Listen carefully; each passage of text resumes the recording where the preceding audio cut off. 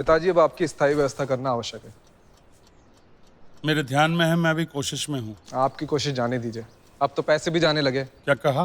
मेरी बैग से 1000 रुपये निकालें। पर मैंने तुझे बताया ना, निकालने के बाद? निकालने से पहले बता तो बैग को ताला लगा देता। बैग को ताला लगाकर अब कमरे में रखूंगा। रखो, अब मुझे जरूरत भी नहीं। 15 दिन पहले जब तेरी माँ गिरी तो मैंने तुझसे पैसे मांगे। देता हूँ, दूंगा कहा, 2 बार माँ को देखने आया, लेकिन पैसे के बारे में कुछ नहीं बोला। तू देगा नहीं, मैं अच्छी तरह से जानता था, इसलिए तुझसे मांगे। 10 बार याद दिलाई। अभी देता हूँ, सुबह देता हूँ, शाम को देता हूँ।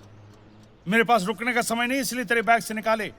दुकान के गल्ले से मैं पैसे ले सकता हूँ, दुकान अब भी मेरे नाम पर है, पर इन दिनों फोर्ट में जाना जरा मुश्किल है, इसीलिए मैंने तेरे बैग से निकाले। तो दुकान के गल्ले में से उठाकर बैग में रख। आपकी जानकारी के लिए बता दूं, दुकान अब मेरे नाम पर है। होगी, मैंने कब दस्तखत किए मुझे याद भी नहीं। पर पिताजी, आपका खर्चा ही क्या है और पैसे किस लिए चाहिए? टोकरी भर लॉटरी की टिकटें खरीदने के लिए? लॉटरी की टिकटों के लिए मैंने तुझसे पैसे नहीं मांगे थे। फिर 1000 रुपये क्यों निकाले?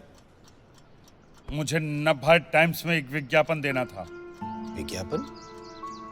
वो किस लिए? तुम्हारी माँ गिरी तभी से मेरे मन में एक विचार आया। रुको, विज्ञापन पढ़कर ही सुना दूं।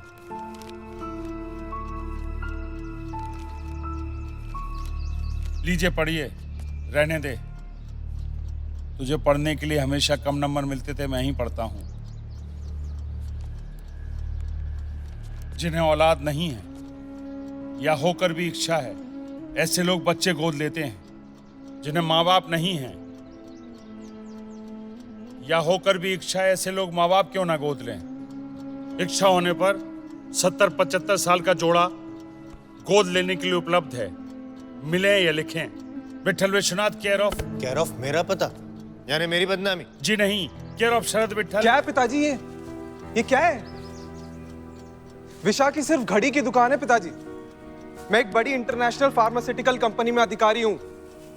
ऐसे विज्ञापन पढ़कर मेरी बदनामी होगी पिताजी, और लोग तो यही समझेंगे कि हम अपने माता पिता को संभाल नहीं सकते। बच्चों, आंखें फाड़ के देखो, पोस्ट बॉक्स नंबर दिया है, केयर ऑफ के आगे तुम्हारा पता कैसे दे ऐसे सकते? विज्ञापन का कोई पागल भी जवाब नहीं देगा पिताजी। लाखों पागलों में एक आध बुद्धिमान हो सकता है शरद, तो लाखों बुद्धिमानों में एक आध पागल। पिताजी, ये कोई बोझ नहीं उठाएगा।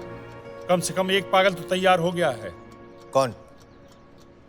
राघव मलिक, पति पत्नी प्रोफेसर है। उनका कुछ स्वार्थ छिपा होगा इसमें। कभी कभी छिपा स्वाद भी उदात हो सकता है। फिर भी पिताजी, दूसरों के घर ऐसे आश्रित होकर ना जाए। अपनी घर देरी पर हम क्या हैं? ठीक है पिताजी, वो मलिक जब आएंगे तब आए, तब तक हमने आपकी व्यवस्था कर दी है। कहाँ? पेटिट चैरिटी होम्स में।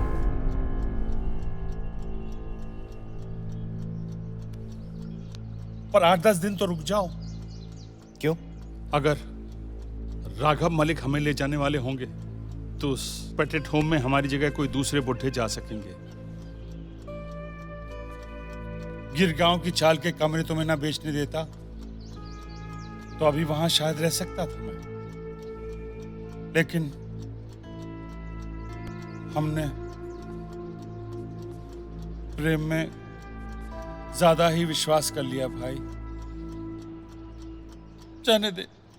पिताजी, अगर मलिक को आपको ले जाना होगा तो वो पेटिट चैरिटी होम से भी लेके जा सकता है। पर 8-10 दिन में क्या चमत्कार हो जाएगा? होगा कुछ नहीं, वो होम की जगह चली जाएगी। हाँ, बहुत सिफारिश के बाद मैंने वो जगह हासिल की है। अभी थोड़ी देर में एम्बुलेंस आएगी। आप? मैं तैयार हूं। मैं तो सिर्फ तुम्हारी माँ के लिए रह रहा हूं। वो ना होती कब का चला गया होता। कहाँ? कहीं भी। गेरुए वस्त्र पहनकर, गेरुए वस्त्र पहनने पे टिकट नहीं निकालना पड़ता, और हाथ फैलाने पे कोई ना कोई कुछ रख ही देता है ना। अपनी माँ से पूछो, मैं तैयार हूं।